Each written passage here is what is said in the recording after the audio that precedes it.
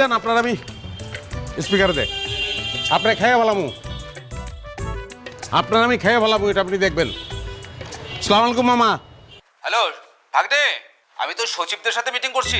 সচিবের লগে মিটিং গুল্লি মারেন মামা, আপনার ভাইগনারে একজন অপমান করছে। কার এত বড় সাহস আমার ভাগ্নের অপমান করে? তুই শুধু নামটা বল, আমি তার জীবনটা হারাম করে ফেলামু। ভাইজান আপনার নামটা একটু বলেন। আমি আবার কখন আপনাকে অপমান করব? ভাই নাম কত, নাম কত, নাম ক সোবান।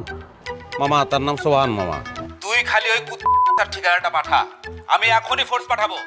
আমি তার জেল চাই না, বরবাদি চাই। গাড়ির শোরুমে জায়গায় থাকবো না, এখানে শোরুম থাকবো না। আমি গ্রামে খালেকরে ফোন দেবো, খালেক আইসা এই জায়গায় চাষ কইরা শস্য লাগাইবো, এটা আমি দেখতে চাই মামা।